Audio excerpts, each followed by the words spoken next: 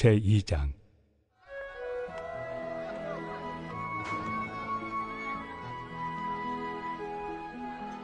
내 아들아, 그러므로 너는 그리스도 예수 안에 있는 은혜 가운데서 강하고, 또 내가 많은 증인 앞에서 내게 들은 바를 충성된 사람들에게 부탁하라.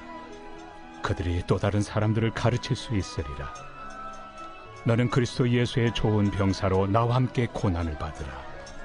병사로 복무하는 자는 자기 생활에 얽매이는 자가 하나도 없나니, 이는 병사로 모집한 자를 기쁘게 하려 함이라.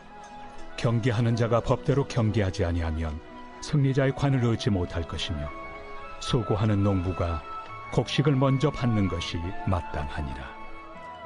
내가 말하는 것을 생각해보라. 주께서 범사에 내게 총명을 주시리라. 내가 전한 복음대로 다윗의 씨로 죽은 자 가운데서 다시 살아나신 예수 그리스도를 기억하라.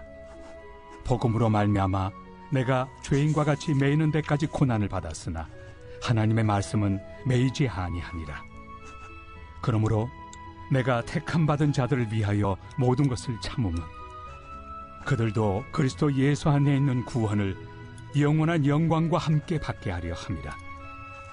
미쁘다 이 말이요, 우리가 주와 함께 죽었으면 또한 함께 살 것이요, 참으면 또한 함께 왕 노릇할 것이요, 우리가 주를 부인하면 주도 우리를 부인하실 것이라. 우리는 미쁨이 없을지라도 주는 항상 미쁘시니 자기를 부인하실 수 없으시리라.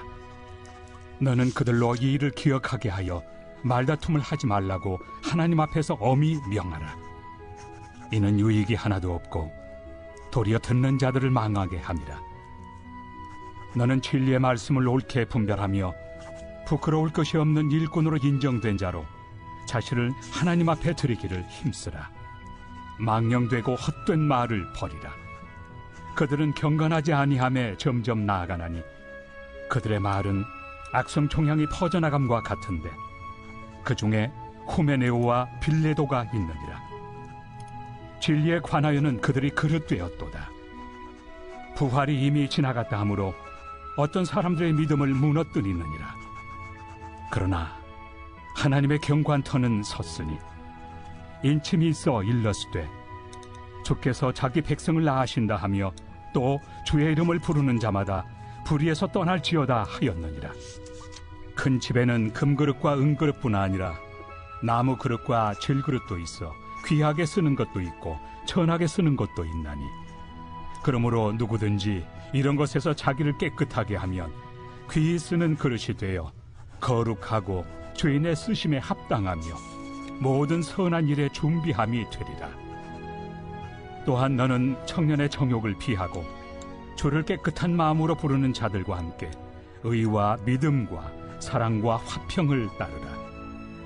어리석고 무식한 변론을 버리라. 이에서 다툼이 나는 줄 압니다. 주의 종은 마땅히 다투지 아니하고 모든 사람에 대하여 온유하며 가르치기를 잘하며 참으며 거역하는 자를 온유함으로 훈계할지니, 혹 하나님이 그들에게 회개함을 주사 진리를 알게 하실까 하며 그들로 깨어 마귀의 올무에서 벗어나 하나님께 사로잡힌 바 되어 그 뜻을 따르게 하실까 함이라.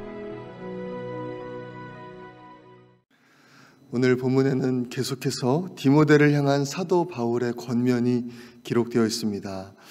오늘 본문의 첫 번째 권면은 은혜 안에서 강하라는 것입니다.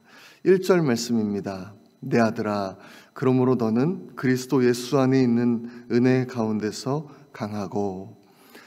디모데는 지금 많은 어려움 가운데 있습니다. 외부적으로는 교회를 향한 핍박, 또 에베소의 타락한 문화에 대해서 맞서야 했고, 내부적으로는 거짓 교사들의 그 잘못된 가르침에 대해서 맞서야 했습니다.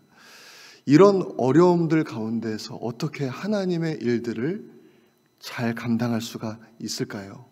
사도 바울은 그것이 바로 예수 그리스도 안에 있는 은혜를 통해서 가능하다, 그렇게 말씀합니다. 우리가 고난 가운데 승리하기 위해서 우리에게 정말 무엇보다 필요한 것은 하나님의 은혜 안에 있는 것입니다. 우리의 싸움은 혈과 육의 싸움이 아닙니다. 영적인 싸움이죠. 이 영적인 싸움에서 승리할 수 있는 힘은 나의 지혜나 나의 힘에게서 나오는 것이 아닙니다. 하나님에게서 나오는 힘을 공급받을 때 우리가 승리할 수 있습니다. 우리가 하나님의 은혜 가운데 거할 때에 시냇가에 심은 나무가 철을 따라 열매를 맺으며 그 잎사귀가 마르지 아니하는 것 같이 강할 수 있고 또 승리할 수 있습니다. 그렇기 때문에 사도 바울은 지금 어려움 가운데 있는 이 디모데에게 우리를 가장 강하게 하는 것, 우리에게 가장 강력한 무기는 바로 하나님의 은혜다라고 권면하는 것입니다. 이 은혜 가운데 있을 때 우리가 고난이 있다 할지라도 하나님의 길을 끝까지 걸어갈 수 있습니다. 그래서 오늘 본문의 3절에서도 이렇게 말씀하죠. 너는 그리스도 예수의 좋은 병사로 나와 함께 고난을 받으라. 사도 바울은 디모데가 확실히 알기를 원했습니다. 지금 이 박해의 위협 속에서 참된 진리를 계속 선포하고 또 예수 그리스도의 제자로 살아갈 때 고난은 반드시 온다는 것을 말입니다. 사도 바울은 디모데가요, 이 고난을 이상하게 여기는 것을 원하지 않았습니다. 왜 이 고난이 나에게 올까? 의아해하는 것을 원하지 않았습니다. 이 고난을 피하는 것도 원하지 않았어요. 사도 바울은 아주 자신 있게 권합니다. 나와 함께 이 고난에 동참하라.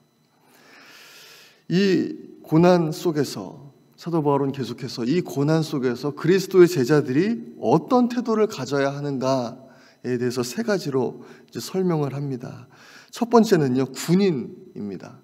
3절 4절 말씀입니다.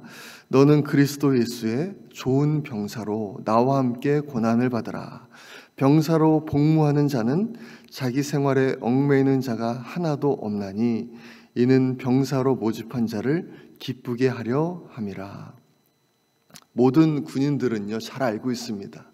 자신들에게 사적인 자유가 없다는 것을 잘 알고 있죠.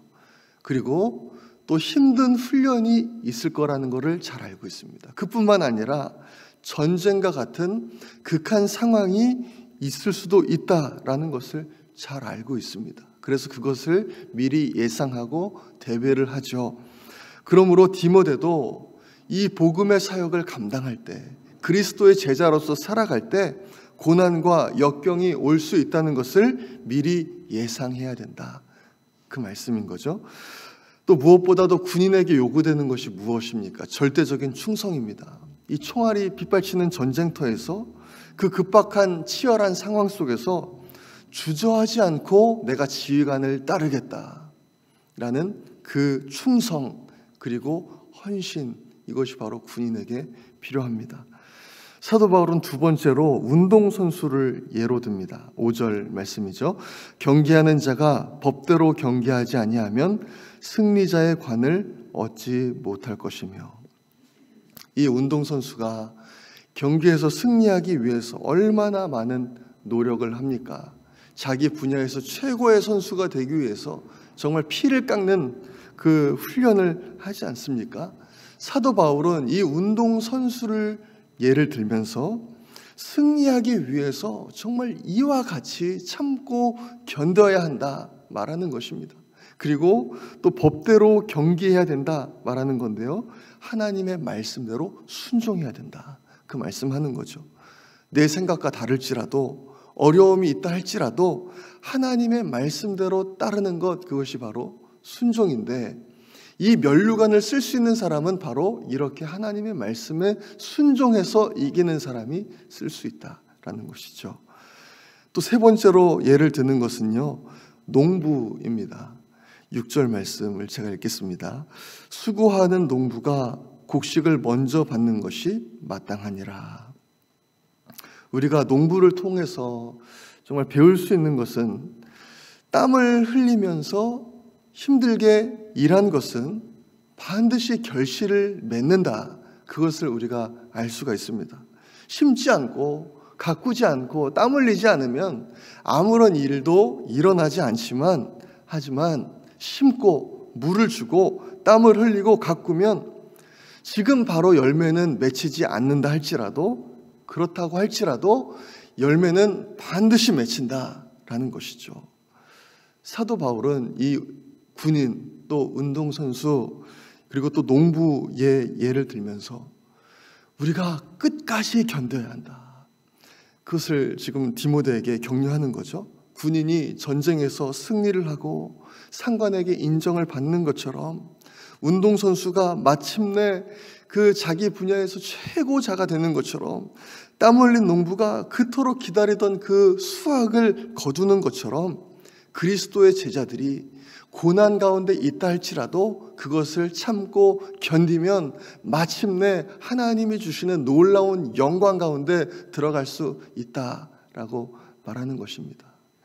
그 군인, 운동선수, 농부가 이 땅에서의 그 승리를 위해서 그토록이나 참고 견딘다면 우리는 영원한 생명, 하나님이 주는 영광, 그 영원한 영광을 위해서는 얼마나 더 참고 견뎌야 하겠는가.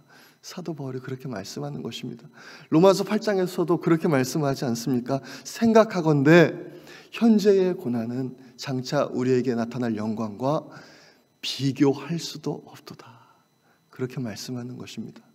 그렇기 때문에 우리에게 지금 고난이 있다 할지라도, 예수 그리스도를 믿는다, 또 복음을 전한다는 이유로 어려움이 있다 할지라도 우리 낙심하지 말고 끝까지 참고 견디는 우리 모든 성도님들 되시기를 간절히 소망합니다. 사도 바울은요, 이것을 알았어요. 정말 우리에게 지금 고난과 비교할 수 없는 영광이 기다리고 있다는 것을 알았습니다. 그래서 오늘 11절 12절을 보면요, 갑자기 찬송이 터져 나옵니다. 사도 바울에게서 찬송이 터져 나와요. 밉보다 이 말이요, 우리가 주와 함께 죽었으면 또한 함께 살 것이요, 참으면 또한 함께 왕노릇할 것이요, 우리가 주를 부인하면 주도 우리를 부인하실 것이라. 밉보다 이 말이요, 우리가 주님과 함께 죽었으면 반드시 함께 살 것이다, 놀라운 영광 가운데 함께 할 것이다. 우리가 복음으로 받는 고난이 있습니다. 그리스도의 제자로 살아가면서 겪는 어려움이 있죠. 이 고난은요, 그냥 고난이 아닙니다. 예수 그리스도의 그 고난에 동참하는 고난입니다. 그리고 이 고난은 주님과 함께 받는 영광으로 이어질 것입니다. 오늘 우리 말씀처럼 예수 그리스도의 좋은 병사로 굳건하게 서시는 우리 모든 성도님들 되시기를 간절히 소망합니다. 그래서 고난이 온다 할지라도 그 고난과 비교할 수 없는 영광을 주실 우리 하나님을 사모하면서 끝까지 참고 견디시고 믿음에 굳게 서시는 우리 모든 성도님들 되시기를 간절히 소망합니다. 우리 시간에 함께 기도하겠습니다. 이 시간 기도할 때, 하나님, 제가 정말 그런 사람 되기 원합니다. 하나님, 예수 그리스도께서 그토록 찾으시는 충성된 군사, 충성된 사람 내가 되게 하여 주옵소서. 그래서 고난이 온다 할지라도 끝까지 하나님 편에 서는 그런 사람 될 수 있도록 인도하여 주옵소서. 우리 그렇게 기도하기 원합니다. 어려움을 겪고 있는 성도님들과 또 환우들 위해서 기도해 주시고, 하나님 저희들에게 구령의 열정을 부어주셔서 더해 주셔서 우리를 통해서 많은 영혼들이 주님께 돌아올 수 있도록 인도하여 주옵소서 기도합니다. 한국과 미국 안에 있는 반성경적인 요소들을 제거하시고 오직 말씀으로 돌아가는 미국과 한국 될 수 있도록 우리 주여 한번 외치고 기도하겠습니다. 주여.